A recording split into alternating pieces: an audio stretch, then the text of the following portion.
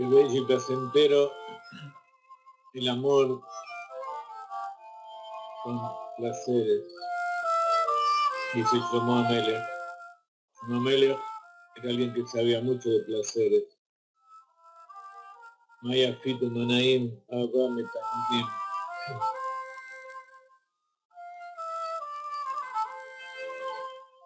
Hola Tov, queridos amigos. Jodesh Tov, estamos en el mes de Shvat y estamos en la época en que relatamos el éxodo de Egipto. Todo lo que leemos en las parashot de estas semanas, en la Torá, es lo que recordamos en Egipto durante el Seder de Pesach.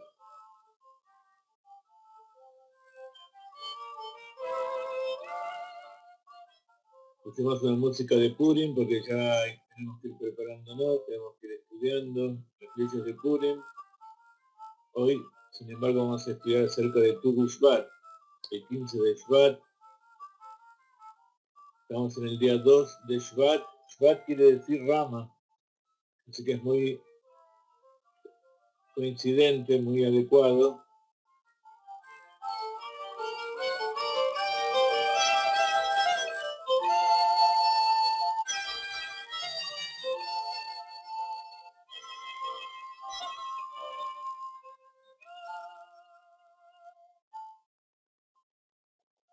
Muy adecuado y muy coincidente que en este mes caiga el año nuevo de los árboles, porque Shvat es como Shevet Binyamin, Shevet Yehudá, que nosotros lo traducimos como tribu. En realidad no es tribu, sino que es una rama de la simiente de Jacob, cada una de las tribus.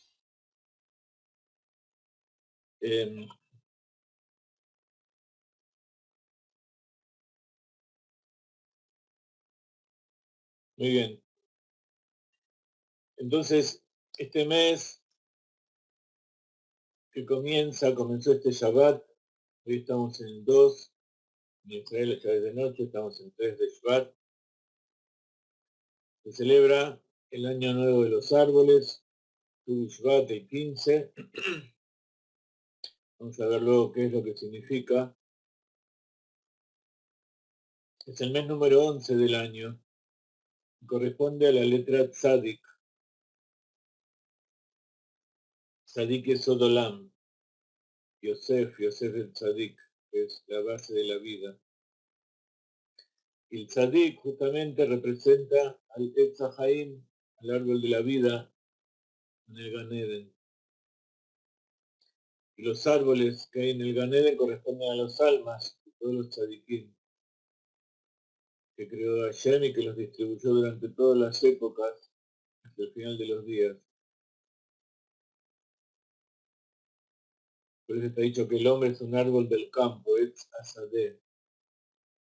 Y Etz Asadeh, el árbol del campo, tiene la misma gematria de la Sefirá de Ta'at, que es justamente la propiedad que caracteriza al tzadik, que él sabe cómo usarlo, es donde yace el libre albedrío. Entonces, es un mes especial para conectarnos con el tzadik. Y justamente el 10 de Shvat, la semana que viene, es el día en que falleció el rebe anterior y el rebe Menachem Mendel de Lubavitch asumió el liderazgo y comenzó una era nueva en lo que es la difusión del judaísmo, tanto dentro de los judíos como de todos los pueblos del mundo, en días, en vista de la preparación que tenemos que tener todos para recibir al Mashiach. Durante todas las generaciones, durante 6.000 años, se estuvo preparando el mundo para la llegada de la redacción de Mashiach. Entonces es muy adecuado que este 10 de Shvat sea también un día de festejo. Y como ustedes saben, hay un mamar muy famoso Batilegani, viene a mi jardín. Vamos a seguir poniendo acá. No se olviden que la acá salva de la muerte. Grande la acá que trae la redención.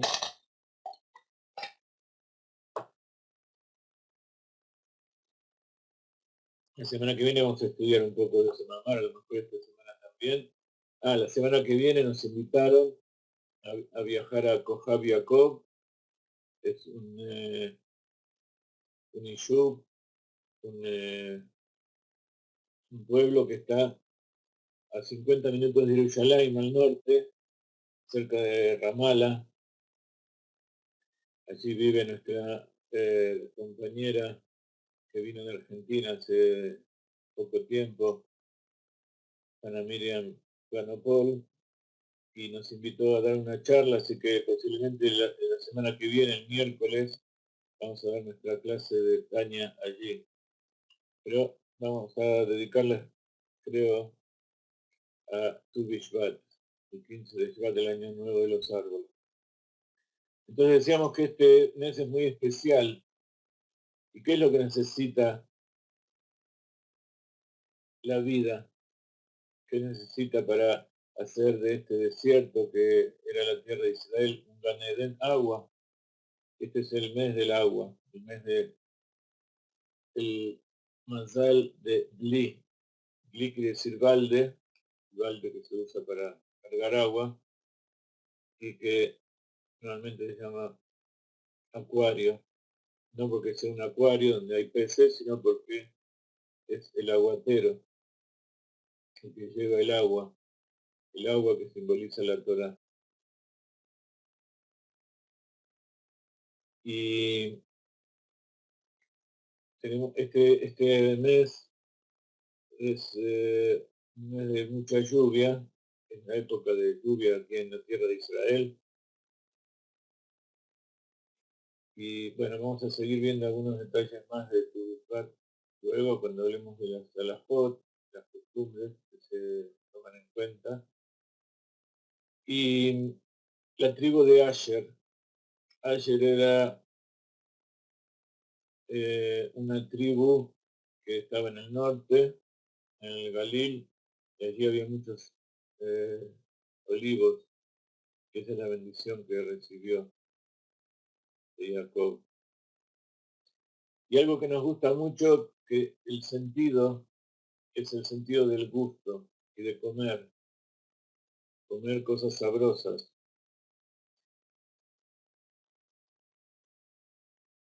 Ya desde chiquito aprendimos a comer y a saber lo que nos gusta comer físicamente.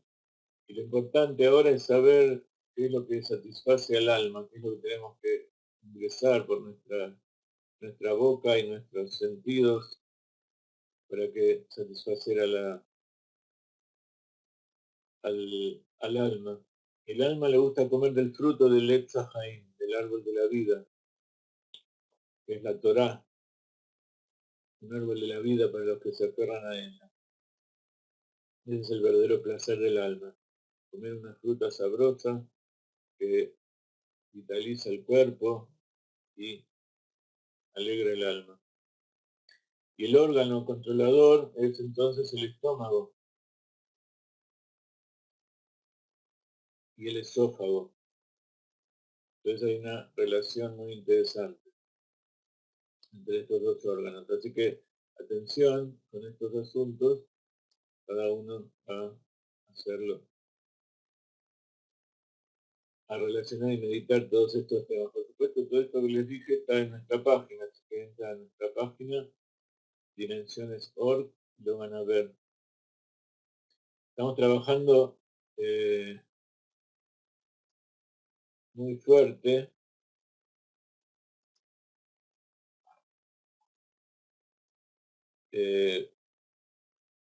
Luis haciendo la página desde Guatemala, Ángel, entre otras cosas, llenando toda la nueva web que estamos haciendo. Y Besat Hashem espero que ya esté listo en poco tiempo. Mientras tanto vamos llenando páginas y vamos a empezar a utilizar. Acuérdense, en septiembre tenemos un seminario en Israel, así que vayan reservando lugares. En estos días vamos a ver los precios, las fechas exactas, los itinerarios. Ya tenemos todo planeado en la cabeza, esperemos que salga todo bien. Entonces decíamos que estamos en una época en la Torá en que leemos acerca de exilio de Israel, la época de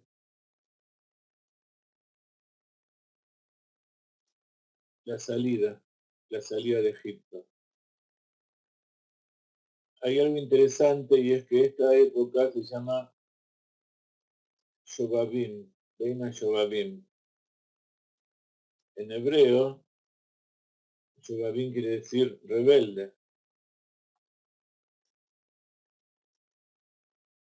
¿Pero por qué se llama Shobabim?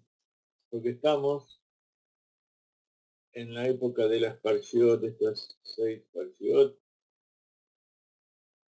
Shemot, Vaera, Bo, Beshalach y Tod Mishpatim. Las iniciales de estas 6 Parshiot de la Torah es Shin, Pav, Bet, Yud, Mem. Por eso se llama Shobabim.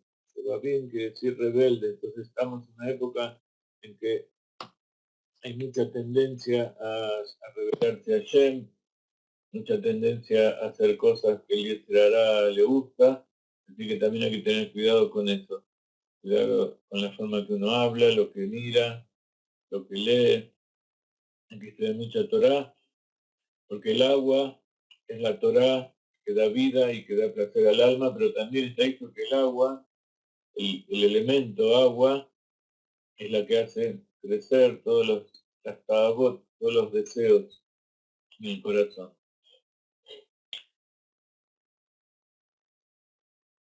¿Quién mejor que Shlomo Amelech para hablar de los deseos y de los placeres del gran rey? Shlomo Amelech, ustedes saben que fue un hombre muy exitoso. Desde que nació en la cuna del rey. Ya a los 13 años fue coronado rey mientras su padre vivía, David Amelech. Y durante su época fue la época más floreciente y de más esplendor en el reino de Israel, en la tierra de Israel, la mayor grandeza que hubo en todas las épocas, donde se construyó el Beit HaMikdash y todos los pueblos venían a ver cómo el rey Shlomo gobernaba a su pueblo con sabiduría, le venían a consultar y venían todos a hacer ofrendas a Dios y también ofrendas al rey Shlomo. Pero también el rey Shlomo tuvo sus épocas de exilio.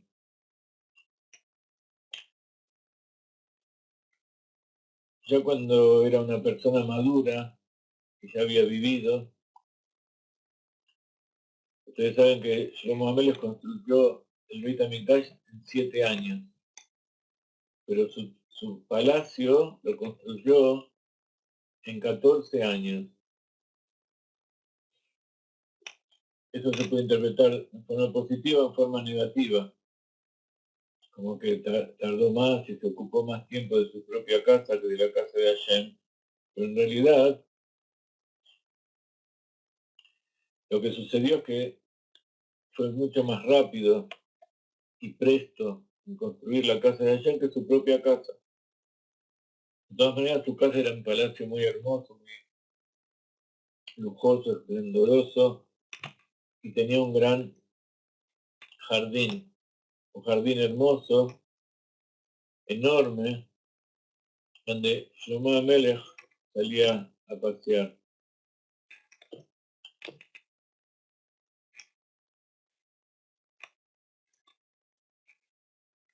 En ese jardín tenía toda clase de pájaros y de animales y de peces. tenía todo tipo de árboles y plantas, flores preciosas, exóticas de todo el mundo, y acostumbraba a pasear y disfrutar de la creación de Dios que estaba concentrada en el jardín del rey. Cierta mañana, Shlomo Amelech salió a pasear por su jardín, pero no estaba vestido con las ropas del rey. Tenía su manto real, tenía un gorro y salió en forma informal a pasear por su jardín.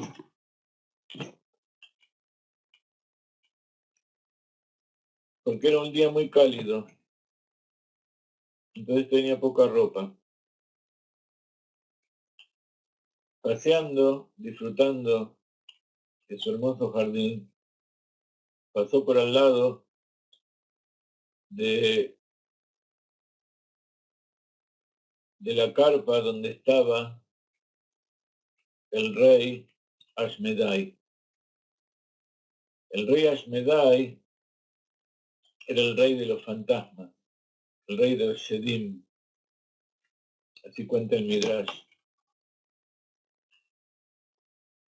Shlomo Amelech con su astucia logró atraparlo, y para atraparlo tuvo que viajar muy lejos y hacerle una trampa, que no vamos a hablar hoy de esa historia, creo que la conté alguna vez, pero el tema es que le había puesto en una de sus patas, porque los fantasmas tenían patas de gallina, era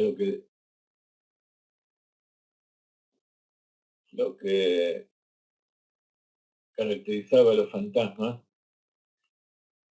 le ató una cadena a una de sus patas donde estaba escrito el nombre de Dios. Entonces, eso era algo que les quitaba toda su fuerza y por eso lo tenía encerrado. Entonces, iba paseando y se acercó a la carpa donde estaba el rey de los fantasmas, Ashmedai.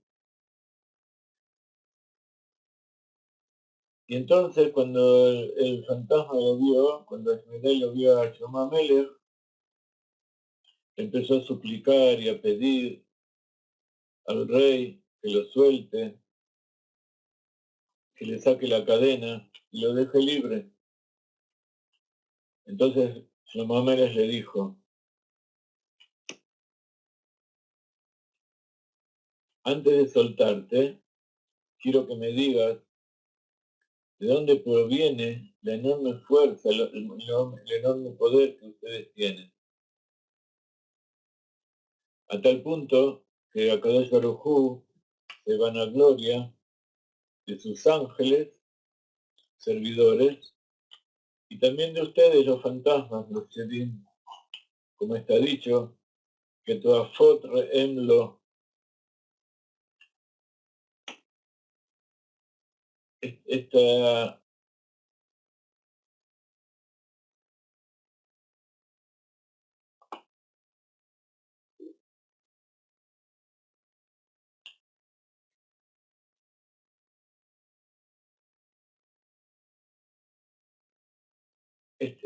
esta frase que le dijo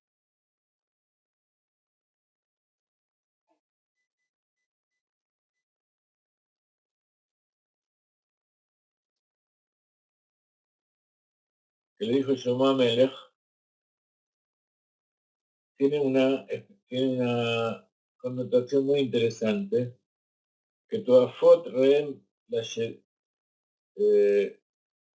Re'emlo, es una frase que dijo Bilam, el profeta malvado que hizo maldecir a Israel, y que al final salieron bendiciones, ustedes se acuerdan.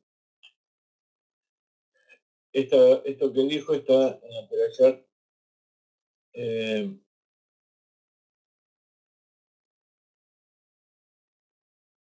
no la puse. Aquí, bueno, no importa, está en la Parashat Bamidbar. Allí en la Parashat Bamidbar, el Bilam le dice, Dios no mira maldad en Jacob y no ve vicio en Israel. Dios tu Señor está con ellos y ellos tienen la amistad del rey. Dice Bamidbar, versículo 21, capítulo 23. En el versículo 22 dice, El Motiem ni Mitzrayim, que Toafot Reemlo, puesto que Dios los sacó de Egipto, ellos son como su máxima expresión de fortaleza. Dice que Toafot Reemlo. Entonces, explica Rashi, así trae Shlomo Melech. Dice que Toafot son todas las riquezas y todo el poder que tiene Dios. Se refiere a los ángeles. Y Reem se refiere a los fantasmas. Reem también es el nombre de un antílope, así como los ángeles vuelan y están por los cielos. Los fantasmas siempre merodean por las montañas, por los bosques, y están allí en las cúspides. Entonces, así como el antílope, con sus cuernos. Entonces, literalmente quiere decir que Dios se complace con el pueblo de Israel.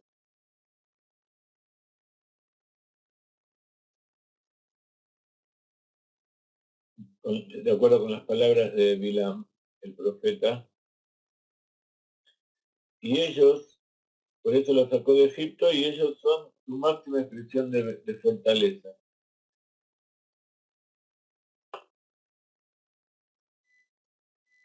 Y alude a los ángeles, a los fantasmas. Entonces Shlomo le dice, ¿por qué? Yo entiendo que se vanagloria y que se ufane de haber creado a los ángeles con tanto poder, pero ¿cómo puede ser?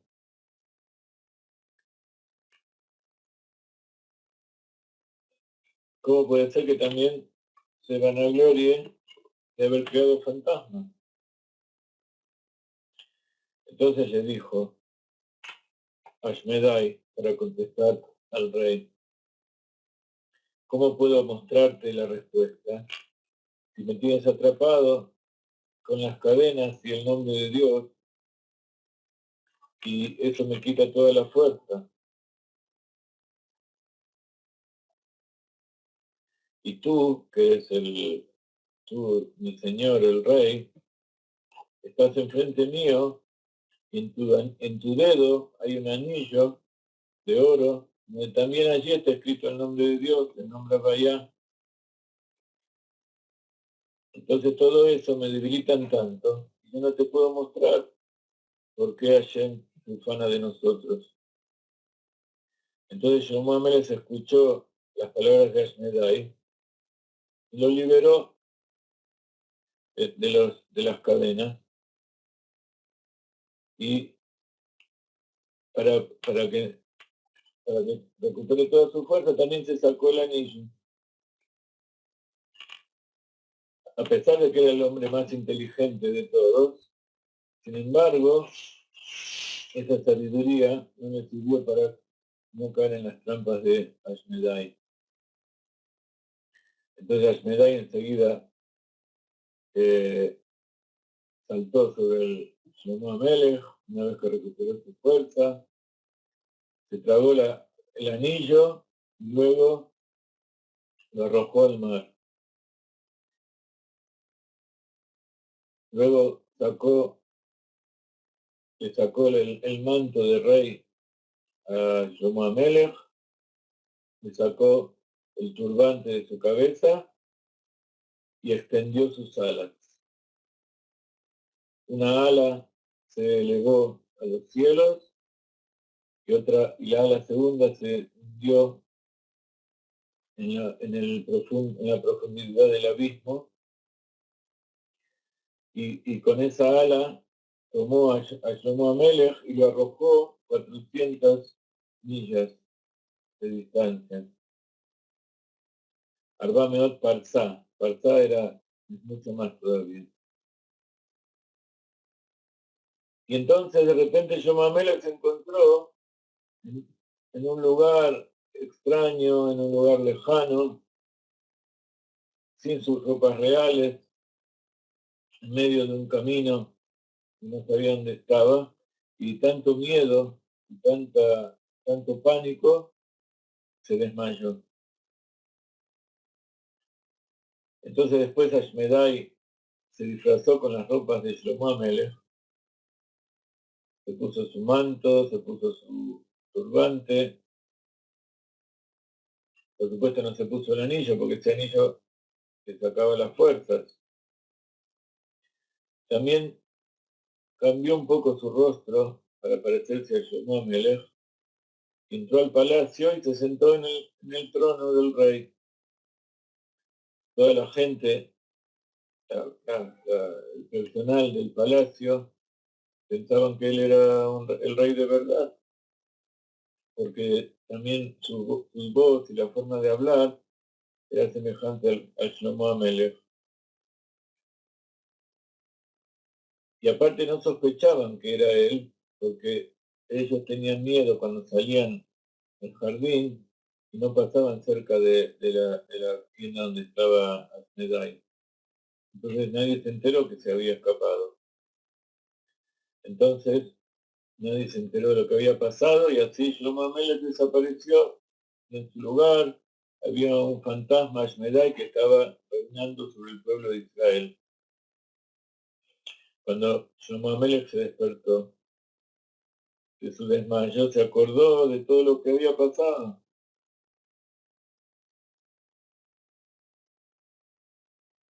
Hace poco tiempo él era el rey, se sentaba en el trono del reino del pueblo de Israel, rodeado de ministros, de personas importantes, y ahora se encontraba en un lugar lejano, abandonado, y vestido como todos los pobres de allí, y sucio de tierra. Y por supuesto nadie lo reconocía. Pero de todas maneras, él no se deprimió, no perdió el espíritu de rey, y dijo, Sitkatja que kel, mishpateja teom rabá. Dijo, tu justicia es como las montañas enormes y tus juicios son como el gran abismo. Y esto es lo que está escrito en el Teilim 36, verso 7, que luego que había escrito su papá, el rey David. Y así dice, la menacea para el siervo de Hashem por David. Las palabras de transgresión del perverso están en mi corazón, no hay temor delante de sus ojos, pues es resbaladizo el camino delante de él, haciéndole encontrar su iniquidad para odiarlo. Las palabras de su boca, maldad y falsedad. Él dejó de reflexionar para hacer el bien. En su lecho trama el mal, se yergue en un sendero que no es de bien, no desprecia el mal. Hashem, para los cielos fue tu benevolencia, tu fidelidad hasta las alturas supremas. Tu rectitud es tan grande como las poderosas montañas, tus juicios se extienden al inmenso abismo. Tú salvas al hombre y a la bestia. Hashem, cuán preciosa es tu benevolencia. Dios, los hombres se refugian a la sombra de tus alas. Serán saciados con el deleite de tu casa. Tú los abrevarás del mar de tu dicha, porque contigo está la fuente de la vida. En tu luz vemos luz. Concede tu benevolencia sobre los que te conocen y tu rectitud a los rectos de corazón. No me traigas el pie del arrogante y que la mano de los perversos no me mueva. Allí cayeron los que practican el mal, derrumbados, incapaces de levantarse. Y así recordaba Shlomo Amelech las palabras de su papá, palabras del rey David, y mantenía el espíritu para aceptar lo que Dios había deparado para él. Dice, tú me has elevado, me has encumbrado a los más altos cielos, donde están las estrellas lejanas, y ahora me has enviado al profundo abismo para ser como uno de los pobres y sentarme entre ellos. Tú me has dado todo, y tú me has quitado todo. Yehi Shimcha Meborach Lanetzach Netzachim, que tu nombre sea bendecido por siempre jamás. Cuando después de un tiempo, cuando el hambre, comenzó a molestar a Shlomo Amelech, se asoció, se juntó con un grupo de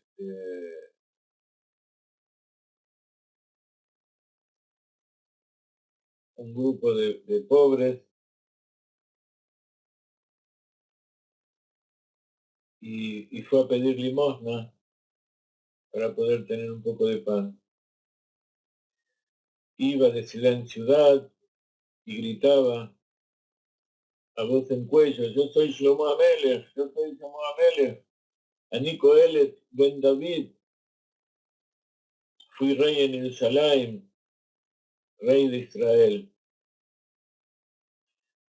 Pero a los ojos de las personas del lugar solamente parecía un loco. Y por bondad, por misericordia le daban un poquito de comida y de tzedakah. Así vemos cómo Shlomo Amelech se fue al exilio por su propia falta, por haber caído en la trampa de aquellos que hablan mentiras y dicen maldades. Vamos a seguir otro día con la historia de Shlomo Amelech. Tengo un hermoso librito donde cuenta varios midrashim, desde que es nombrado rey hasta el final de sus días. Pero les quería contar esta parte que tiene que ver con lo que estamos estudiando, y no solamente con eso, sino con lo que pasa en nuestros días. Entonces vamos a comenzar con la Perashá Baera. Como se dieron cuenta, puse dos parshiot juntas porque así, como Jenny me pidió cierta vez, que estudiemos la Perashá que va a venir, no la que pasó este Shabbat pasado. Así ya empezamos a estudiar y nos preparamos para el Shabbat que viene. Y vi que esta era una buena oportunidad, así que preparé muchos libros, muchas cosas para contarles.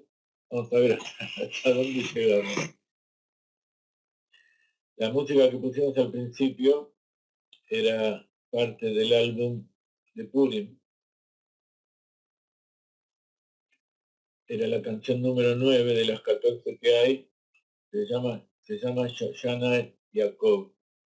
Shoshana Yaakov es el nombre del poema que se canta después de leer la Miglat de Esther, Purim, y con la melodía del Rav Ginsburg y con un estilo mexicano que a todos les gusta.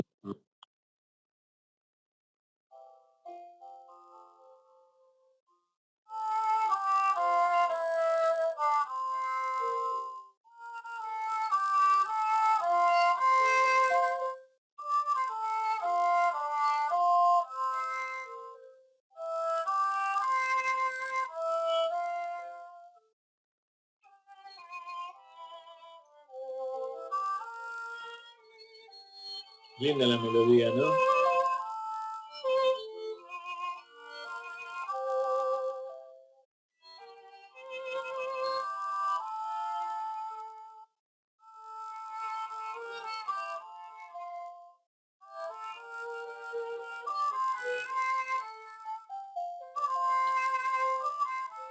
Este álbum vamos a repartir en este mes de Adar entre todos nuestros alumnos y todos nuestros colaboradores y amigos que nos ayudan todos los meses.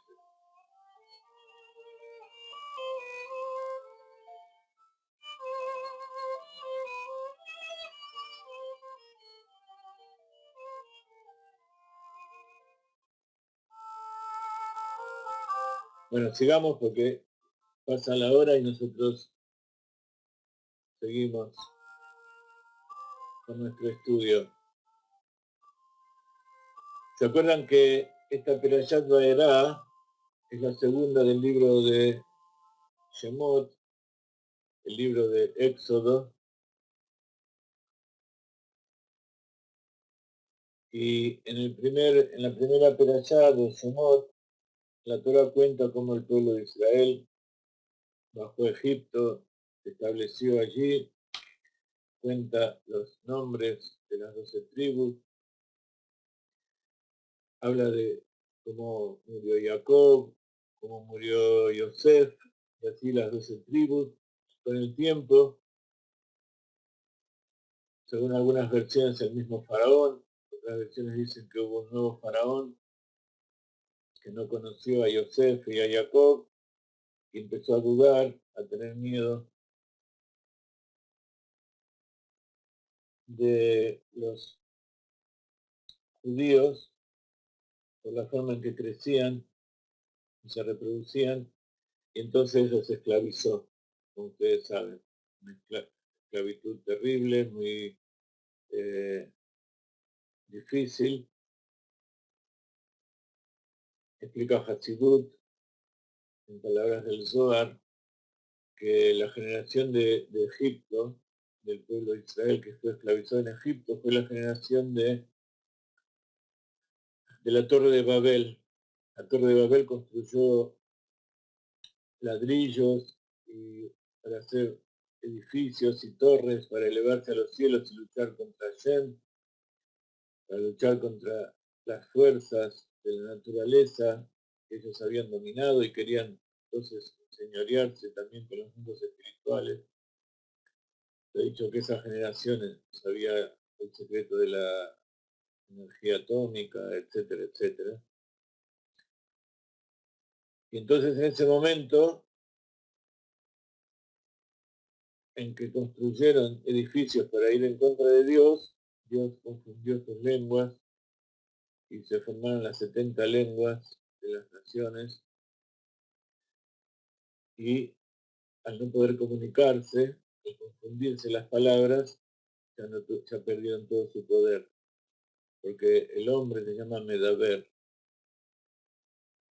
La fuerza de la persona está en poder comunicarse, en poder tener pensamientos, conciencia de sí mismo y poder crear a través del pensamiento y la palabra. En cambio, lo usaron para mal, esa generación desapareció, pero esas almas,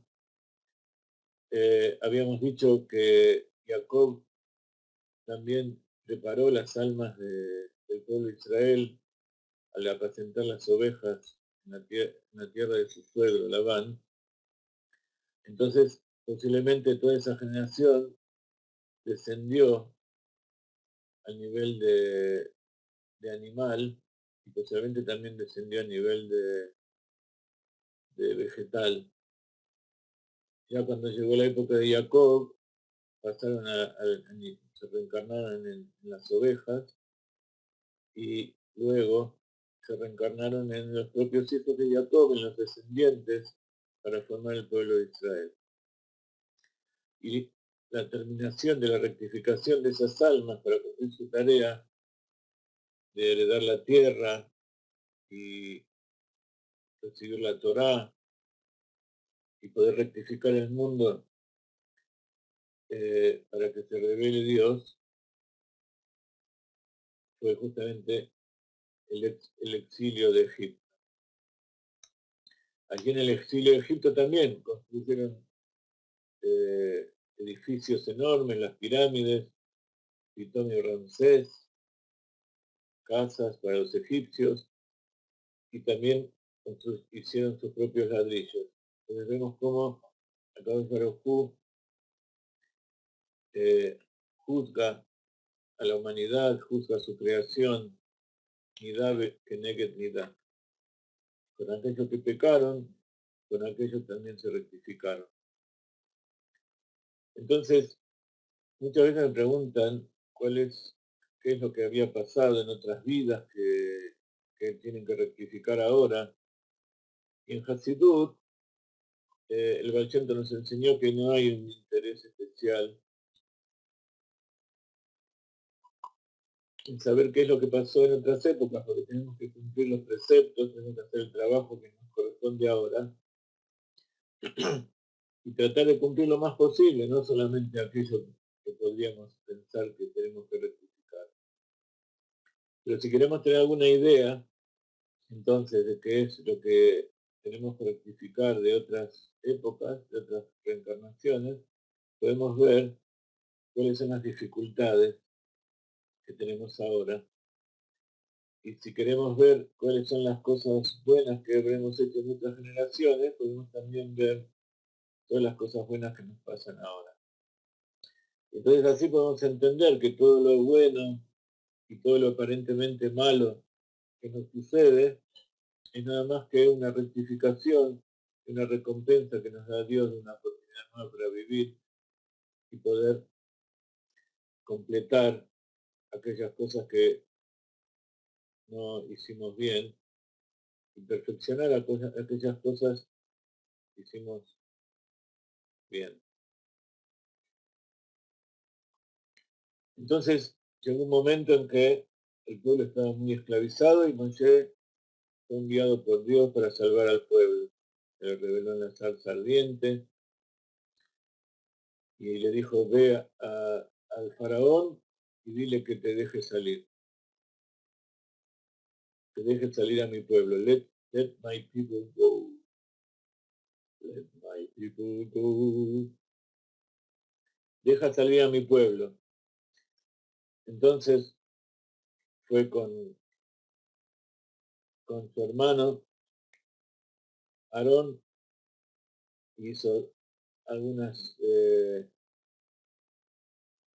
proezas, algunas maravillas que también los Hartumim, los brujos del faraón pudieron hacer, como por ejemplo el bastón de Aarón se transformó en serpiente, entonces todos los brujos hicieron que sus bastones también se transformen en serpientes, se mostraban que grandes, pero la serpiente de Aarón se comía a todas las demás serpientes, trataron cosas prodigiosas, pero de todas maneras el faraón no dejó salir a su pueblo, y no solamente no lo dejó salir, sino que cada vez le hacía la vida más difícil, y le cobraba más impuestos, se los castigaba. Entonces llegó un momento en que vino Moshe a Dios y le dijo, Lama Areota, la amanse, ¿por qué has hecho mal? ¿Por qué estás haciéndole mal a este pueblo? Porque Lama de Shalachthani, ¿por qué me enviaste? Enviar a que corresponde, no es que yo no sirvo, no es lo que no tengo la capacidad de hacer lo que vos pedís. Yo no quiero estar en esta posición. Pero Dios sabía que Él era el Redentor de Israel. Y entonces comienza esta peralla diciendo, a modo de respuesta de Dios, Vaidaber Elohim el Moshe, Vayomer Elav, Ania Vaya. Se le reveló a Dios como Elohim, el poderoso, de Burá, rigor, pluralidad del mundo, y dijo, no tengas miedo, esas dificultades, ese rigor que estás viendo, en realidad es Abaya.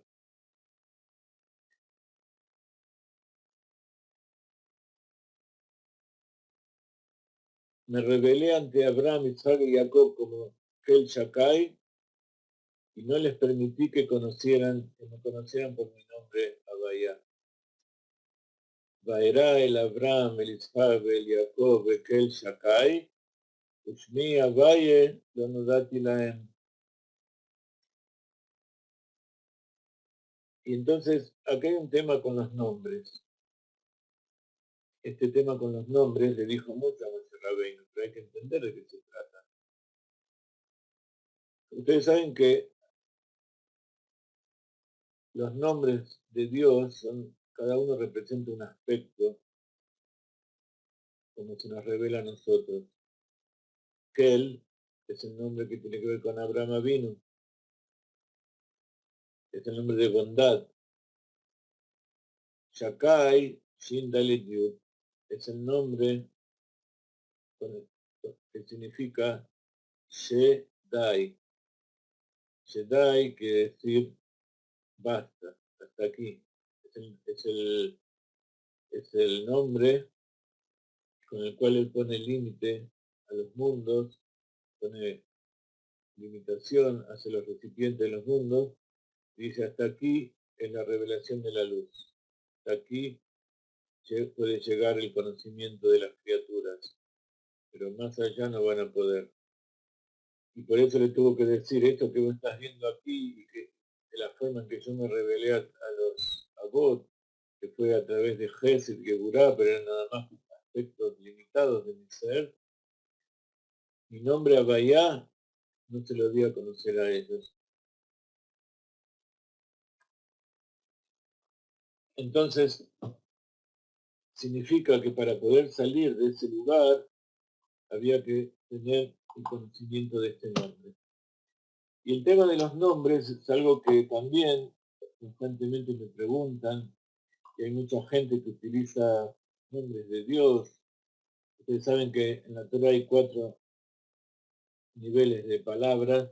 Está el nombre Abayá, que es el nombre más sublime, como vamos a ver ahora.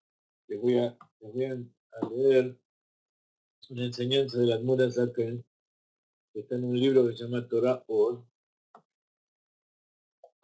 que explica las parshiot de acuerdo a la Kabbalah y el Hasidut, y así es como empieza la Perashat Bo, justamente hablando del tema de los nombres. Entonces, hay 4 niveles de palabras en la Torah. Primero es el nombre supremo, que es Yud-Kei, que es con el cual es la matriz y la base de toda la creación, como ya vamos a ver. Luego están los otros nombres, Kel, Shakai, Sebakot, Elohim, etc. Los otros 10 nombres, que también lo tiene en nuestra página, para leer así en forma rápida de qué se trata cada uno. Después están los kinuim, los apelativos con los que se llama a Dios, misericordioso, poderoso, el Señor de la bondad, etcétera, etcétera. Ese es el tercer nivel de las palabras de la Torá. Y el cuarto nivel es el resto de las palabras de la Torá. Está dicho que toda la Torá es todo un nombre entero de Dios. Y cuando venga el Mashiach se va a revelar que toda la Torá, sin interrupción, desde el principio hasta el final, desde la Bet de Bereshit hasta la Lamed de Israel, es todo un solo nombre de Dios. Y ahora vamos a entender un poco qué significa el nombre. Y si ustedes piensan que vamos a hablar del nombre de Dios, también pueden entender lo que significa el nombre de las personas y de todas las cosas, y cuál era el conocimiento que tenía Adán, que Dios le dio, para poder conocer la esencia de cada una de las cosas y darles nombre a todas las criaturas.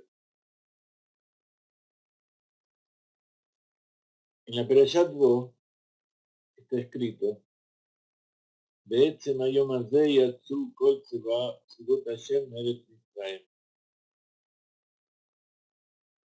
En esencia, en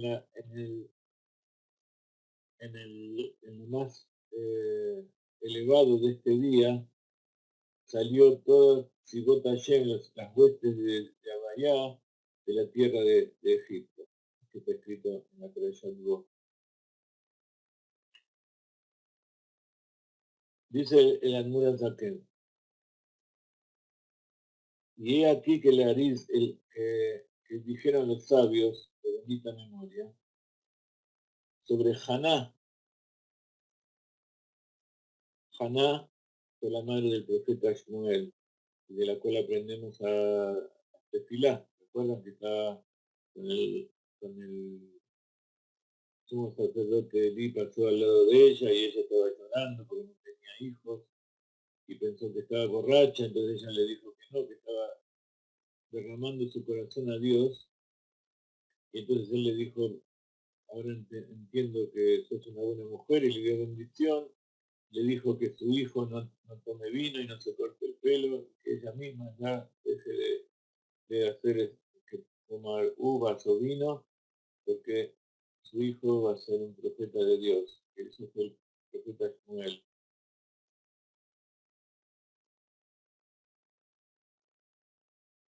Esa es la forma que tenemos que pedirle a Shem. No tenemos que pedirle a un hombre, no tenemos que pedirle a ninguna cosa, solamente a Dios, dentro de uno mismo, ser consciente y del corazón, derramar lo que uno quiere, lo que uno quiere pedirle a Dios. Entonces, dice el Admura Zaken, dijeron los sabios, hasta que llegó Haná, desde el día en que Dios creó el mundo, no hubo ninguna persona que llamó a Kadosh Baruj Hu con el nombre Sebakot huestes. Sebakot, como ustedes ven, no lo pronuncio exactamente porque también es uno de los nombres de Dios. Sebakot se escribe Tzadik, Bet, Bab, Aleph, Tzadik, Bet, Aleph, Bab, A. Y viene de la palabra Tzabá, es decir, ejército. Por eso se llama el Dios de los ejércitos, porque Él creó todas las huestes de ángeles y almas y todas las cosas que existen en el mundo. Es el rey de los ejércitos. Porque cada uno de nosotros somos soldados de Dios para hacer la tarea que Él pidió. Pero hasta que llegó Haná, eso fue la época de Shmuel, cuando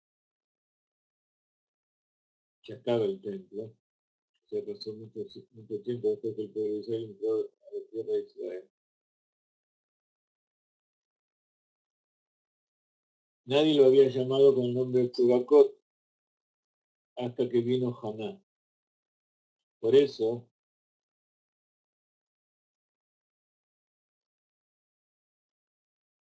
que ella comenzó, fue la primera en llamar a Kadosh Baruj Hu, a Valle Tzebakot. Cuando ella hizo su plegaria, lo llamó a Valle Tzebakot, Yukebabke Tzebakot. Y dijo a Kadosh Baruj Hu que en el futuro su hijo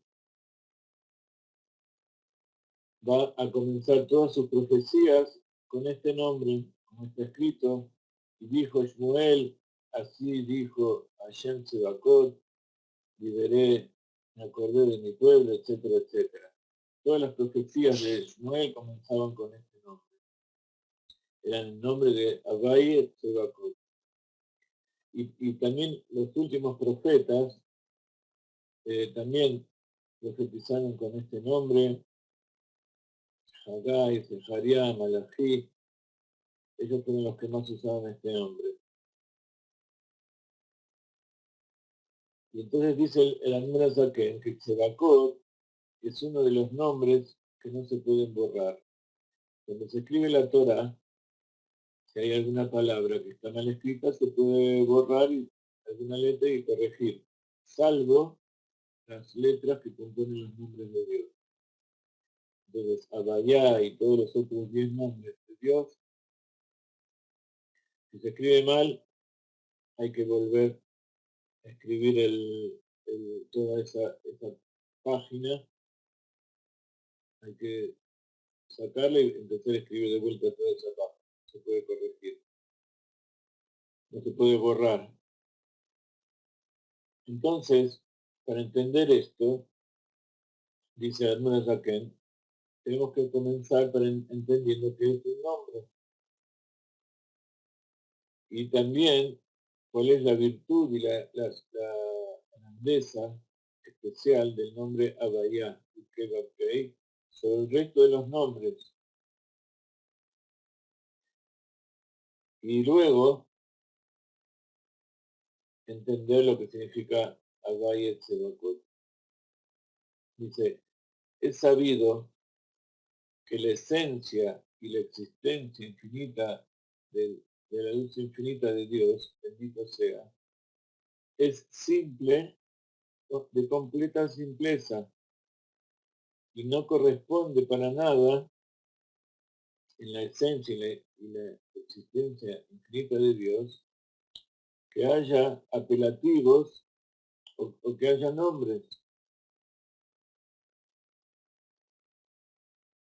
como aquellos que se encuentran escritos en la Torá y los nombres que usan los profetas, como, y como los sabios que dicen que Dios es sabio y también es bueno, es fácil, es misericordioso, etcétera, etcétera. En la luz infinita de Dios, en la esencia propia de Dios, no tiene ninguna, no corresponde, o no hay ninguna, ningún motivo, no hay ninguna forma de llamarlo con algún nombre. ¿Por qué? Porque Él, bendito sea, está por encima y es sublime y elevado y separado de todas las definiciones, como,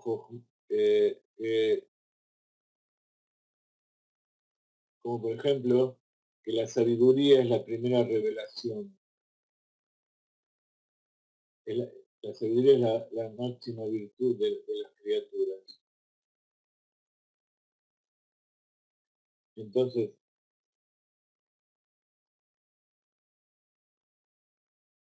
a pesar de que la sabiduría es la primera sefirá de Atzilut, que es lo primero que creó, cuando Dios creó los mundos, es la primera sefirá y el inicio de toda la creación.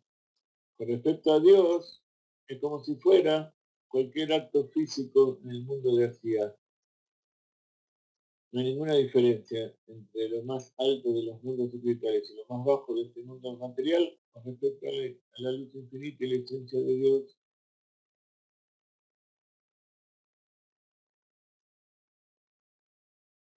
¿Por qué? Porque Dios no tiene atributos, no se le puede calificar, no hay ninguna forma de describirlo. Pero sin embargo, existen los apelativos y los nombres de Dios, como están escritos en la Torá, en los profetas, en las crónicas y también en las enseñanzas de los sabios.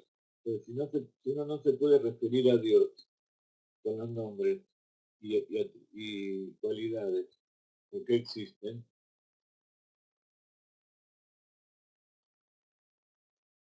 dijeron los sabios, en el lugar donde encuentra su grandeza, allí también encuentra su humildad.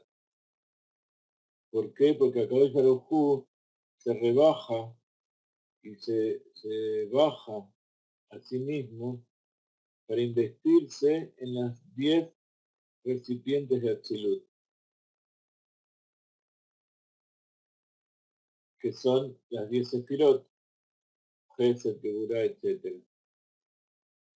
Las tres primeras, que son Jochma, Binah y Da'at, Chabad, y entonces como él mismo se invistió, se rebajó a sí mismo para entrar dentro de recipientes limitados, para demostrar su grandeza de infinitud, también tiene que demostrar que él quiso investirse en la limitación. Entonces, como él en cierta forma dio permiso, dio lugar a que suceda eso, entonces existen los apelativos y los atributos y los nombres de Dios. ¿Por qué? Porque él se invistió. ¿Por qué se lo llama el sabio de todos los sabios? Porque él se invistió en la sefirá de Jochma, se invistió en la sefirá de sabiduría, como dijo Eliyahu, An Hakim, dice, tú eres el sabio. ¿Qué significa? Que por su propia humildad de Dios, que se rebaja a sí mismo y se inviste en este nivel del recipiente de Jochma, entonces por eso se lo llama sabio, no porque Dios se lo pueda purificar de algo, sino porque él mismo se inviste, o sea, él mismo se revela y se pone el guante de sabiduría, que es la primera sefirá para crear todos los mundos. ¿Por qué? Porque en realidad la sabiduría, que es una de las 10 sefirot, dentro de Dios hay infinitas sefirot. Entonces, que se invista dentro de una, es como decir que una persona, como dijimos recién de Shlomo Amelech, que es arrojado lejos de su palacio, en lugar donde nadie lo conoce, y tiene que pedir limosna junto con el resto de las criaturas.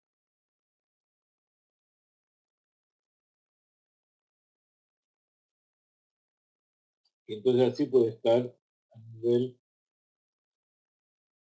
de las demás personas, y las personas tienen que usar su libre albedrío, capacidad para diferenciar, para saber quién es el rey. Y también se rebaja a sí mismo y se inviste en el nivel de Gesed, y entonces por eso es llamado Gadol, el grande, porque la sefirá de Gesed tiene esa expansión y la grandeza. También es llamado Hasid, el benevolente, porque justamente esa grandeza que él tiene es justamente su humildad, y por medio de esa humildad él se rebaja a sí mismo a lo más bajo para investirse en la sefirá de Gesed. Y entonces, como él hizo eso, pues se le puede llamar Gadol, pero algo infinito no se le puede llamar Gadol. Pero como él se invistió dentro de esa cualidad que es la Gdula, la grandeza de Gesed, entonces se puede llamar así. Pero de todas maneras, él y su esencia infinita sigue estando por encima de todas las cosas. Entonces dice el Rebe, he aquí que los nombres de Akadosh Baruj Hu son los Keilim, los recipientes de las 10 sefirot de Atzilut, que se inviste, y en esos recipientes de los mundos de Atzilut se inviste la Oren Sof, la luz infinita, bendito sea, y se une y se unifica con ellas en forma completamente unificada, donde no hay ninguna separación. Como está dicho, de Garneu Had, él y sus vestimentas son todo uno, no como el rey que podía perder sus vestimentas, podía perder su anillo. Dios, investido dentro de este mundo bajo, es uno con sus vestimentas. Y entonces el nombre Kel, Aleph Lamed, es la sefira de Jesús. Y el nombre Elohim es el recipiente de la Geburah, de la limitación y del rigor. Y el nombre Adnut, Aleph Nun Yud, es Malhut. El nombre Adnut tiene que ver con la sefira de Malhut, porque el Adón, es el amo de todos. Y hasta aquí están todos los nombres que habíamos dicho.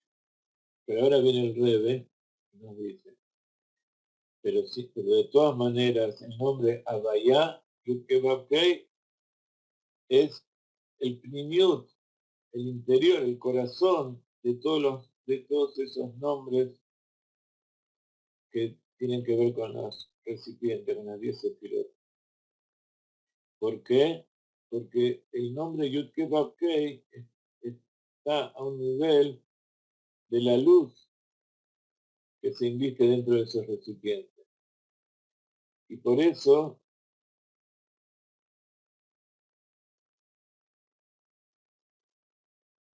dentro, por ejemplo, dentro de cada una de las sefirot está Bahía, está la luz infinita, que es la luz que se inviste dentro de la creación.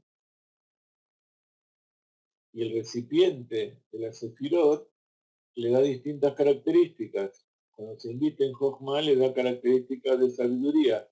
¿Sabiduría qué quiere decir? Es esa chispa de revelación, la chispa seminal, donde está todo en potencia.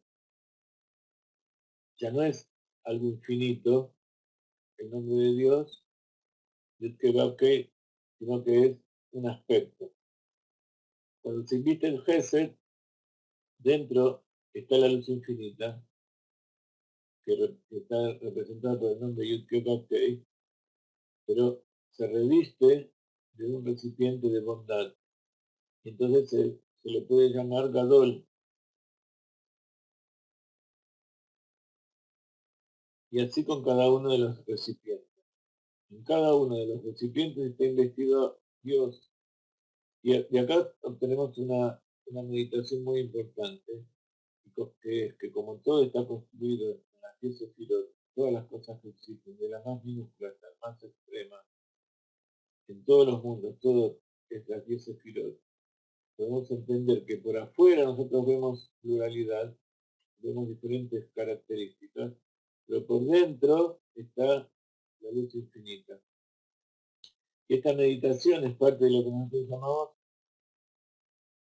la Sotlo y Baraj Virabetaftanim, hacer para él una morada en los mundos inferiores. O sea, ella mora aquí, pero no en forma revelada. Al comprender esto, que en cada uno y uno de los aspectos de la creación está Dios investido, y que se rebaja y se humilla a sí mismo para poder acercarse a las criaturas, para crear un mundo limitado y que nosotros existamos, entonces de esa manera lo estamos reconociendo y estamos revelando a Dios. Y entonces también vemos la vida y vemos la creación, y vemos al prójimo y vemos todas las cosas que tenemos de otra forma, de otra manera, son nada más que recipientes para la revelación de Dios. Y por eso, y esa es la importancia de los nombres. Hace poco el Rav Ginsburg nos dio una enseñanza en un video muy cortito, donde decía que los nombres no son para utilizarlos para el uso propio, para el beneficio propio, ni para pedirle cosas, sino que son formas, son canales, instrumentos para conectarnos con Dios. Entonces, si nosotros tenemos algo que necesitamos, por supuesto que cada uno de ustedes lo sabe. Y como un padre que mira a un hijo que hace algo, antes de que el hijo quiera hacer algo o necesite, tome conciencia que necesita algo, el padre ya lo sabe, está esperando el momento en que se lo pide o que lo necesite para dárselo. Hay veces que no hace falta, en general no hace falta que le pidamos, que nos dé vida, que nos dé alimento, que nos dé aire, agua, vista, todas las cosas, él lo da inmediatamente. Por eso cuando nosotros decimos las bendiciones de la mañana y constantemente le pedimos a él, lo que hacemos es reconocer que eso que tenemos, él nos lo da. Entonces cuando, así como un padre, cuando el hijo va madurando y se da cuenta que eso que tiene es para algo importante, no es para destruirlo o para usarlo para su propio beneficio, sino que hay un plan. Y eso que va recibiendo, se lo dan de forma gratuita, pero para que lo utilice para algo. Así también nosotros nos damos cuenta que todo lo que nosotros pedimos y damos, en realidad le estamos pidiendo algo que Él quiere dar, estamos dando de lo que es de Él. Entonces, el, el nombre Abayá es el interior que representa la luz infinita y a la esencia infinita de Dios, que es el corazón de todas las sefirot, de todos los recipientes del mundo de Atzilut. ¿Por qué? Porque es la luz que se inviste dentro de cada uno de los recipientes. Y por eso, cuando se inviste en determinados recipientes, lleva el nombre de ese recipiente. O sea, no es porque Dios tenga cierta limitación, o sea, nada más que eso. Entonces, ese nivel de la luz que, se, que baja, que se expande de la luz infinita y se inviste dentro del recipiente, eso se llama Shem Havaya. Entonces, el nombre de Elohim, que es el recipiente de Geburah, donde adentro está el nombre Havaya, dentro del recipiente de Geburah, que nosotros llamamos Elohim.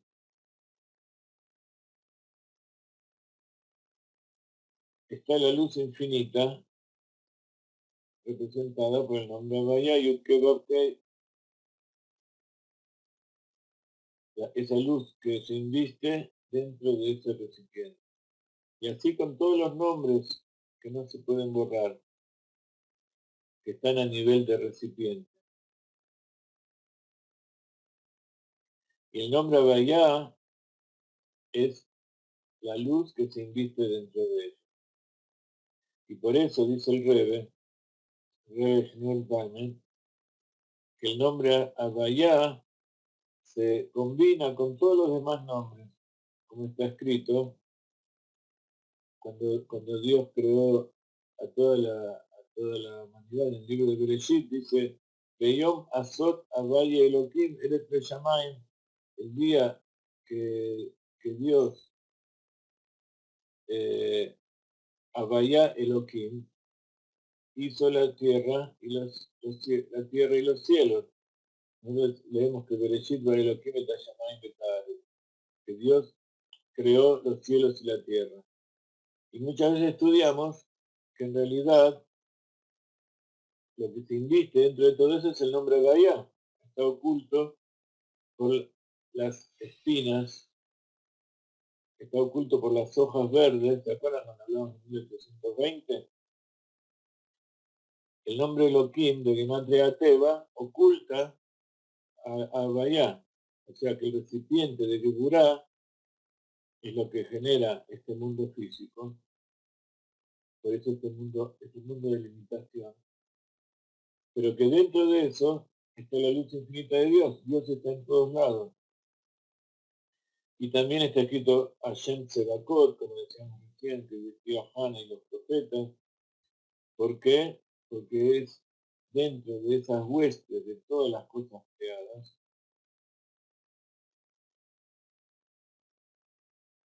está la luz infinita de Dios, que es lo que le da existencia. Y Elohim y Tzedakot son nada más que los recipientes para que se exprese, para que se baje a estos mundos la luz infinita de Dios. Entonces, ese nombre Havaya es el intermediario entre la luz y los recipientes. Y así conecta la luz infinita de Dios con los recipientes. Y bueno, esta enseñanza es muy larga, pero quería explicarles un poco, a pesar de que ya hablamos muchas veces de este asunto, pero en las palabras exactas de algunas saqué, cómo es el tema de los nombres sagrados de Dios.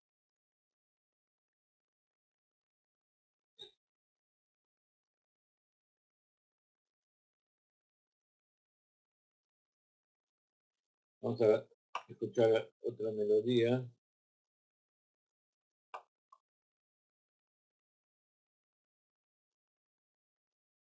Vamos a escuchar otra pequeña melodía mientras meditamos en el tema este de los nombres de Hashem, viendo cómo en realidad nuestros ojos nos engañan.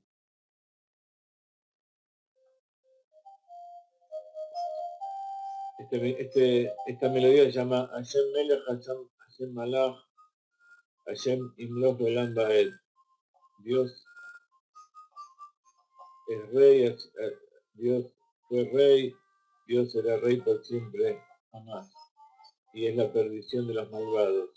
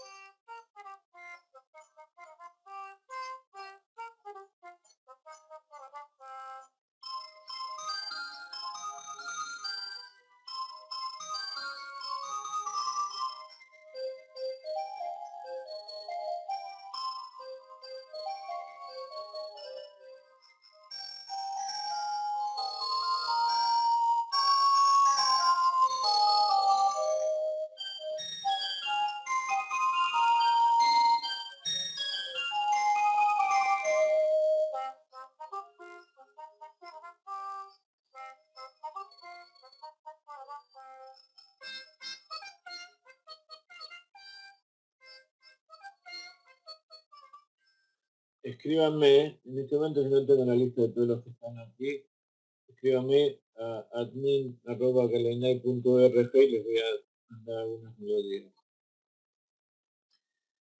Les voy a leer ahora una parte del Zohar que tiene que ver con la redención, porque la redención de Egipto y el exilio de Egipto, dice el Rebbe, es una muestra de todos los exilios y también es un ejemplo de cómo va a ser la redención futura. Uno de los aspectos del exilio es la muerte, que existe la muerte, y sobre todo la muerte antes de tiempo. Entonces dice el Zohar que solamente en los tiempos del Mashiach se va a anular el ángel de la muerte del mundo. Y explica así. Y dijo además, en ese día en que se levantó el tabernáculo del desierto, el Mishkan, fue cuando se extendió la luz infinita, bendito sea, abajo. Ustedes saben, recién estamos hablando que Dios inviste a Sefirot para extender, para crear los mundos y así se extiende esa luz infinita desde, desde la esencia infinita de Dios hasta el mundo de la acción, este mundo en que vivimos. A través de que se inviste la luz dentro del recipiente. El recipiente habíamos dicho que cuando Adán pecó, la luz, que es esa presencia divina, que se inviste en la Sefirá de Malhut de Atzilut, se fue de la tierra hasta el primer cielo, luego con las generaciones subió hasta el séptimo cielo, y cuando vino Adán, Abraham vino, bajó desde el séptimo cielo al sexto, después vinieron 7 tzadikim, Abraham, Isaac, Jacob, Leví, Keat, Amram, y el séptimo, el más querido, era Moshe Rabbeinu, bajó la presencia divina de vuelta desde el primer cielo hasta la tierra. Entonces, como fue con la construcción del Mishkan. Entonces, hay recipientes espirituales, pero en este mundo los recipientes se materializan y tenemos que hacer recipientes físicos para que eso se revele en lo físico. El recipiente que recibió esta luz infinita de vuelta a la tierra fue el tabernáculo que Dios ordenó construir, de Azul y Mikdash de Shahanti Betoham, y harán un santuario y moraré dentro de ellos. Y de esto habla justamente el mamar del Rebbe de Yud Shvat. La semana que viene vamos a recordar, como dijimos al principio de la clase, Bati Legani, vine a mi jardín. Entonces, Dios quiso venir a este jardín porque quiso vestirse, revelar la luz infinita dentro de los mundos materiales, los mundos más bajos. Entonces, el mismo día en que se construyó el tabernáculo del desierto, vamos a aumentar un poquito los minutos, se anuló la muerte en el mundo. ¿Qué significa esto? Dice Rabbi Shimon Bar Yochai, esto que dijimos, que se anuló la muerte, no significa que se anuló del todo.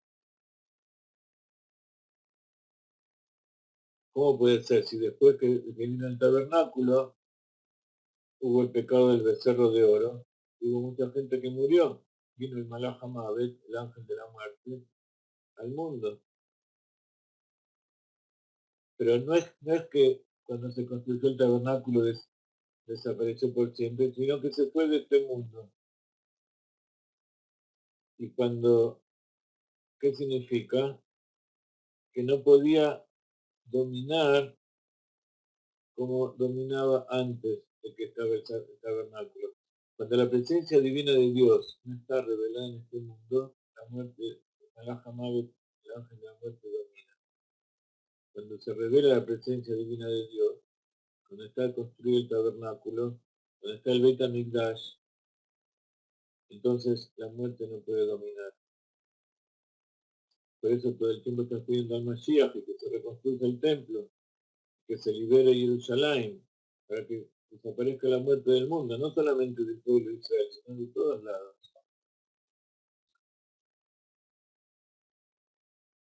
¿Por qué? Porque la muerte no puede tener dominio, no puede gobernar, no puede tener poder sobre este mundo. Es decir, que no podía acusar y de esa manera matar a las personas antes de tiempo. O sea, Dios determinó cuando la persona tenía que ir. Pero si hay un ángel acusador, el ángel de la muerte, y hay una razón justificada, entonces puede llevárselo antes.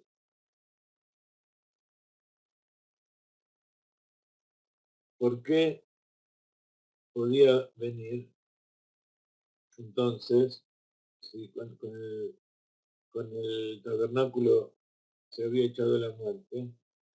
Porque no se había anulado al Yetzirah, no se había anulado al espíritu del mal, al instinto del mal que hay en las personas. Porque ese instinto del mal, el Yetzirah, es el Malach Amavet, es el ángel de la muerte. Y entonces todavía no se había eliminado y no se va a eliminar el ángel de la muerte hasta que no venga Melech HaMashiach.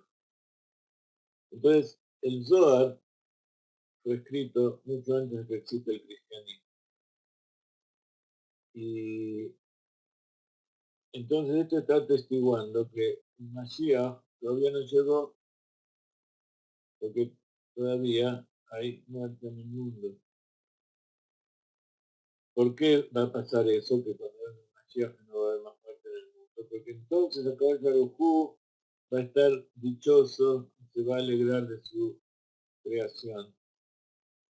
Y entonces se va a cumplir lo que está escrito, Bil'a Amavet la Netza. Se va a eliminar, se va a desaparecer la muerte por siempre.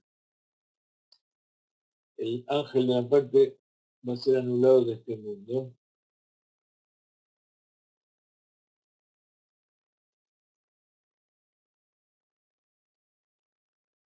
Y se va a eliminar,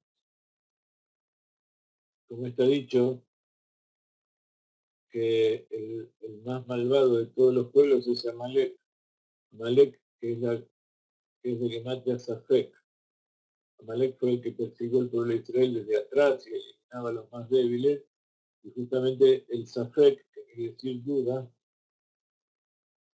ataca a los que tienen debilidad en la fe en Dios. ¿Por qué? Porque Amalek es el secreto del Yetzer Hara. El Yetzer Hara, el alma animal, es el secreto de Amalek, es la duda. Y al final va a ser eliminado y se va a anular de este mundo.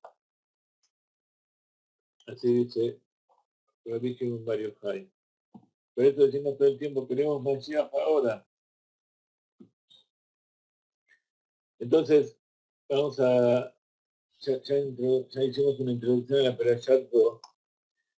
Ustedes saben que en la Perashat Vaera hubo 7 plagas. Y en la Perashat Bo hay 3. Entonces está dividido exactamente en 3 y 7, como decíamos recién, que 3 son los atributos de la mente y 7 son los atributos emocionales del corazón y la acción. Entonces, las plagas vinieron a rectificar una por una y de acuerdo con la Sefirot todos los atributos de maldad del faraón y de los egipcios y elevar los atributos del pueblo de Israel para poder salir de Egipto. Entonces por eso la primera plaga fue la sangre, que es lo que simboliza la Malhut. Y la última es la muerte de los primogénitos. ¿Qué quiere decir primogénitos? Reshit, el primero es Jochma. Entonces,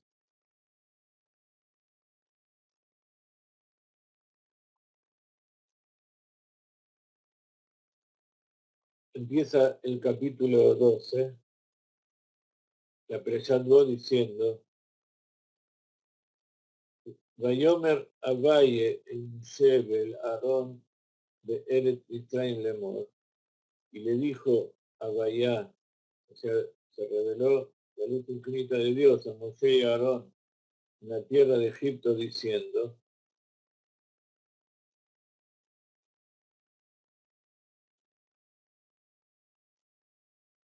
perdón, esta es otra parte de la Perashat Bo que yo les quería mostrar, que es el tema del primer mes. ¿Se acuerdan que yo les enseñé varias veces acerca del número 1820, que es 26 por 70, el secreto de Abayá, Sod Abayá. Sod es de Gematria 70, secreto, y Abayá, que va que es 26. Uno de los secretos de ese nombre es que hay 1820 veces el nombre Abaya en la Torah. Y eso sale de el primer día de la creación, como vimos en la Yoshana. Aquellos que no vieron el video les recomiendo verlo. No sé si Jenny o Ángel pueden poner el enlace aquí para de 1820, ver la Yoshana de Nahuim, Yoshanat Jacob. Y otro de los secretos es que la primera mitzvah, el primer precepto que recibió el pueblo de Israel para salir de Egipto es justamente el determinar cuándo nace la luna. Y entonces ese iba a ser el primer mes, que es el primero de Nisan, va a ser la cabeza, el mes principal de ustedes, de todos los meses del año. Y entonces, ¿para qué tenían que saber cuándo era el primero del año de Nisan? Porque el 10 de Nisan tenían que tomar una oveja, un cordero, y atarlo a la pata de la cama, para el día 14 sacrificarlo y asarlo y hacer el Corban Pesa. Y luego salir de Egipto el día 15 a la noche. Entonces, este primer precepto, todo lo que se explicó, todo lo que se dice en la Torah, hasta ese precepto, abarca 1820 versículos.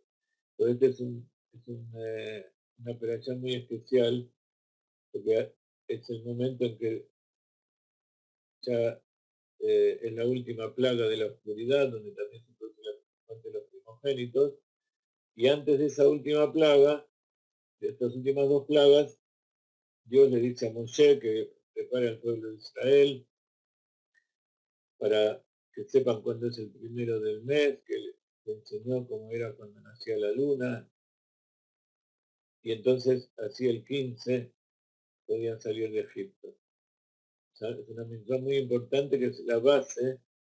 Entonces el calendario, respetar el calendario es parte de la salida de Egipto de cada uno, parte de la salida de los límites que tenemos cada uno de nosotros.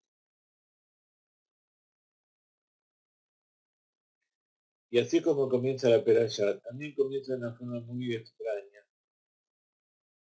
Vayomer Abaye el Moshe bo el Paro, que ani hijabti et libo ve'et lev abadav leman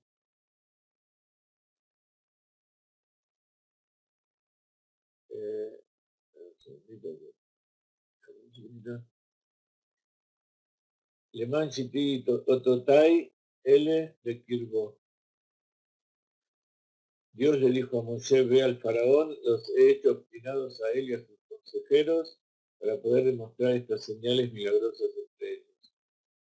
Y entonces podrás confiarle a tus hijos y nietos cómo puse en ridículo a los egipcios, cómo ejecuté señales milagrosas entre ellos. Entonces ustedes se darán plenamente cuenta de que yo soy Abayá. Entonces, este secreto fue transmitido de generación en generación hasta nuestros días, de padre a hijo, de maestro a alumno, de Rab a Talmid, de Rab a Hasid, para ver cómo Egipto, que representa la limitación y el sufrimiento, en realidad no es nada cuando alguien está aferrado a ayer. Entonces se dan cuenta de que yo soy Dios, que adentro de todas las cosas que existen está la luz infinita de Dios, que no hay otra cosa. Todo lo demás son recipientes y cáscaras en que Dios se inviste y se disfraza para divertirse junto con nosotros. Y justamente al principio de la perashá nos explica eso. Dice, vos el paro, ven al faraón. Tenía que haber dicho, ve al faraón, o vayamos al faraón, si Dios lo quiere acompañar a Moshe. Yo tenía miedo de entrar ahí, porque tenía que entrar a la recámara más profunda del faraón, o sea, al lugar más oscuro y más bajo y más oculto de divinidad, más corrupto de toda la creación, para ir allí y decirle que iba a matar a todos los primogénitos, y que ahora no iba a haber ningún problema, no iba a poder decir que no, que ahora iba a sacar a todos los que él no quiera.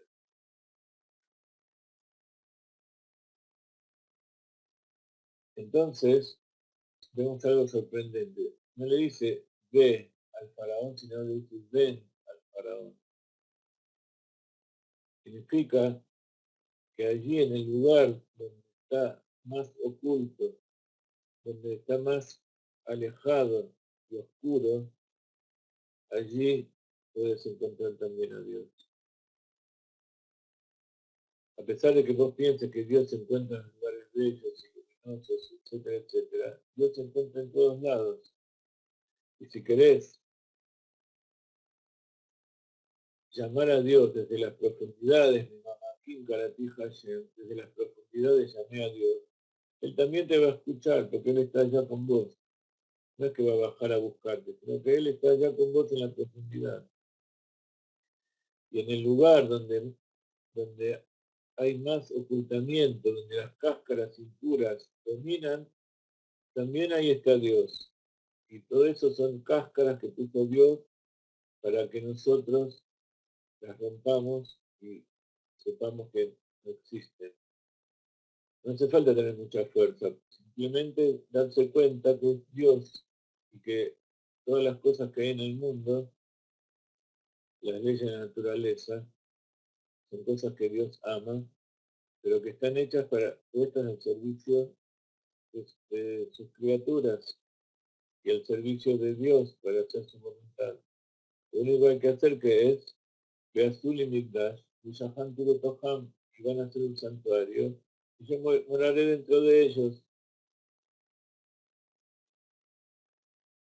Y así como Dios, la luz infinita, está en forma completamente unida con los recipientes, con los aspectos plurales de la realidad, a través del nombre Abaya, a través de esa parte de la luz infinita que se relaciona con los mundos, así también dentro nuestro, dentro de nuestro cuerpo físico, donde hay dentro un faraón y donde están las recámaras más ocultas, allí en el fondo, en ese corazón lleno de sangre, allí adentro está Dios oculto.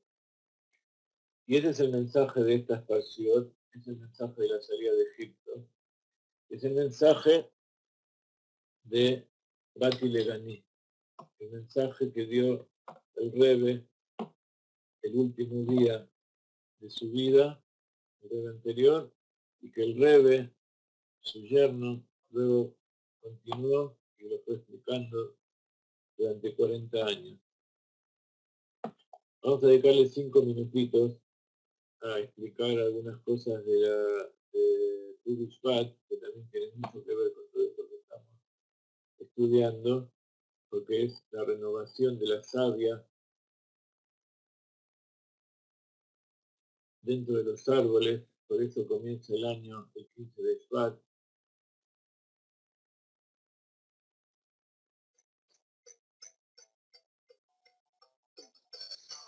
Enseguida continúo.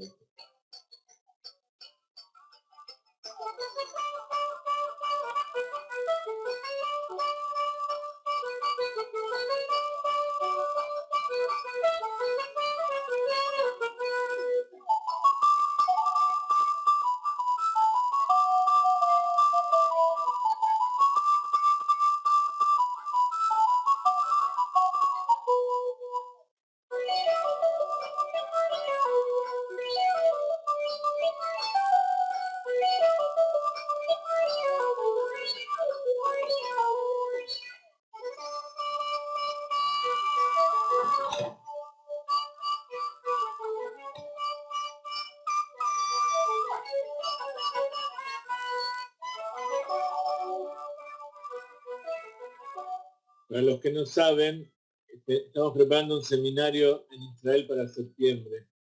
Así que también los que están interesados en venir, que se inscriban. En estos días vamos a dar más información de precios, pero como acostumbramos en otros años, este año vamos a hacer más todavía, pero vamos a ir a las 4 ciudades sagradas, a Jerusalén, a El Fuego, a Sfat el aire, a Tiberia el agua y a Hebrón la tierra, y vamos a ver lugares que hasta ahora no vimos. Ana Miriam está preparando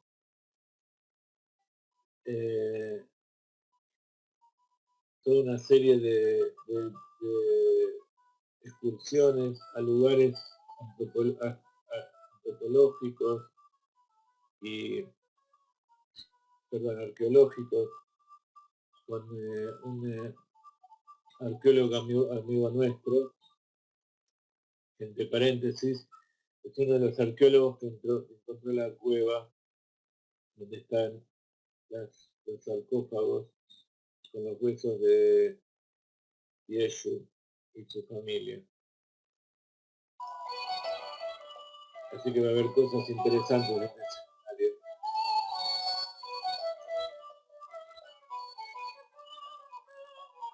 Vamos a tratar de que salga lo más barato posible, porque ya saben, vayan viendo el pasaje para los 10 primeros días de septiembre. Y acá vamos a ir a hoteles y a hacer paseos en Jerusalén, en Tiberia, como base, para ir a los otros lados. Vamos a ir a Rosa Mitra, al límite con el Líbano, vamos a estar en el Golán. Vamos a hacer muchas cosas. No sabemos hacerlo 7 días o 10 días.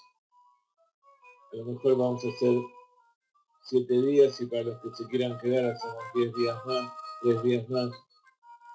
Depende. Estos días vamos a ver la fecha exacta.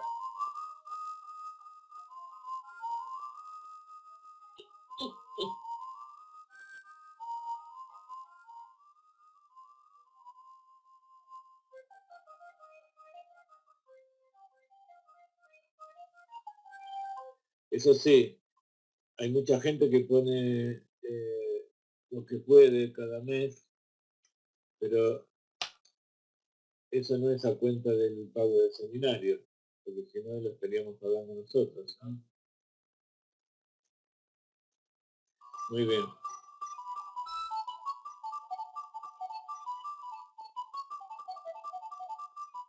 Hay que tomar en cuenta eso. La tzedakah es una cosa, y el pago del seminario no se toma como tzedakah. Muy bien. Entonces, decíamos que el 15 del mes es Tu Bishvat. Tet Vav 9 y 6 son 15.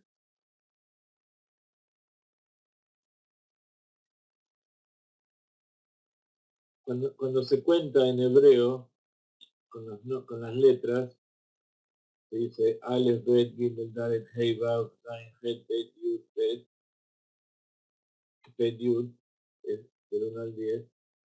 Después, Ejad, Estre, Shtem, Estre, Shlosh, Estre, Arba, Estre, Amesh, Estre, 11, 12, 13, 14, 15.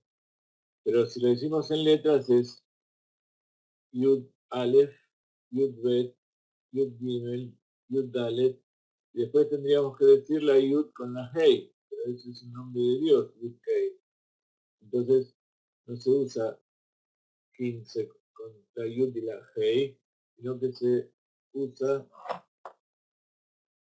Tet y Vav. Entonces 15 en hebreo no se dice, 15 en hebreo no se dice Yud y Hei, sino que se dice Tet, Vav. Y se le pone 2 comillas en el medio para que sepa que es número. Y el 16 tampoco se dice Yud y Vav, porque también es parte del nombre de Hashem, sino que se dice Tet Zain. ¿Ok? Bueno, aquí quedó al revés. Este es 16 y este es 15. 15 y 16. Entonces por eso esta festividad se llama Tu Bishvat, y el Rebbe dijo que no hay que llamarla Tu, sino que decirle Tet Vav de Shvat. Y Shvat habíamos dicho al principio de la clase que es el nombre del mes que significa rama, la rama que,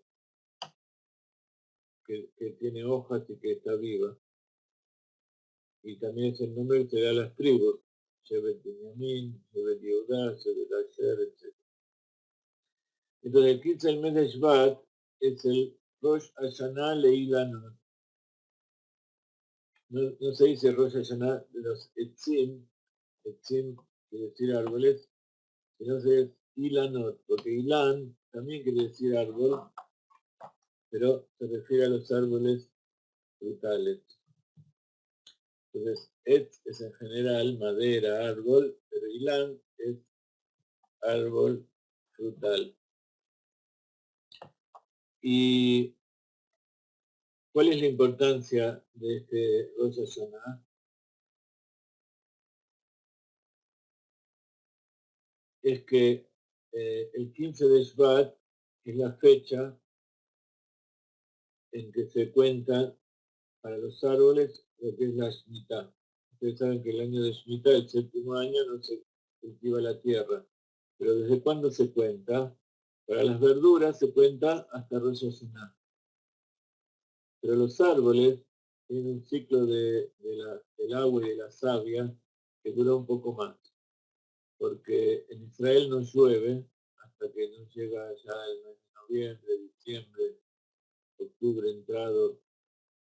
Entonces, los frutos nuevos recién salen después que vienen las lluvias. Entonces, cuando viene la lluvia, es un año nuevo, es una savia nueva, entonces ese es el momento en que comienza el año para contar por los árboles. Entonces, todos los frutos que nacen hasta el 15 de Shvat corresponden al año anterior, y los que nacen después de Shvat, del 15 de Shvat, corresponden al año nuevo. Esto también tiene que ver con las Trumot y Masrot, con todas las ofrendas del campo que se llevaba al templo y el Maaser, diezmo. Porque no hay que mezclar el diezmo de un año con otro. Entonces todos esos los temas del campo se toman en cuenta a partir del 15 de Shvat. ¿Ok? ¿Entendido qué es lo que significa? ¿Cuál es la importancia? También tiene que ver con la orlá. La orlá es un precepto de la Torah que dice que no se puede utilizar el fruto del árbol durante los 3 primeros años, y el cuarto debe ser redimido y entregado y llevado a Jerusalén. Entonces, ¿cómo se cuentan los años? Se cuentan a partir del 15 de Shvat.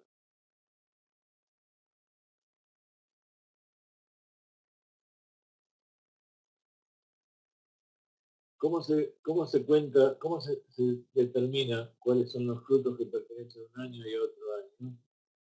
Cuando el árbol está en flor, todavía no se lo considera que será el fruto, sino que recién cuando empezó a crecer el fruto está por lo menos un tercio del tamaño final. Entonces el fruto ya se considera para el año siguiente. Si eso se produjo antes del 15 de Shvat, quiere decir que ese fruto corresponde al año anterior. Pero esto tiene una gran importancia, porque si yo no, en los años de Shemitah yo no puedo usar los frutos de la tierra, no puedo vender, tengo que saber exactamente cuándo empieza y cuándo termina, cuáles son los frutos que puedo usar y cuáles son los frutos que no puedo usar. ¿Ok? Entonces, aquellos frutos que son en la tierra de Israel, esto es nada más que en la tierra de Israel. Por supuesto, si hay un fruto que se vende al exterior, tampoco se puede comer en el exterior, pero son los frutos que crecen nada más en la tierra de Israel. Es diferente que otros preceptos que son preceptos que se en todo el mundo. Entonces, los frutos de los árboles de los 3 primeros años que fue plantado, esos frutos no se pueden comer. Y tienen la misma ley de, por ejemplo, si se comiera un animal impuro, o un animal que no que tiene la sangre en su interior, o que no fue sacrificado como corresponde. Es lo mismo comer un fruto de esos primeros 3 años que comer un pedazo de animal impuro, etcétera, etcétera. Entonces, en la tierra de Israel, esto se llama Rosh Hashanah, el principio del año, para la Orlá, para la Shemitah y para el tema de la separación de las ofrendas y los diezmos de los frutos de los árboles. Porque hay que separar lo que corresponde a un año del otro. Entonces, hay distintos trumotios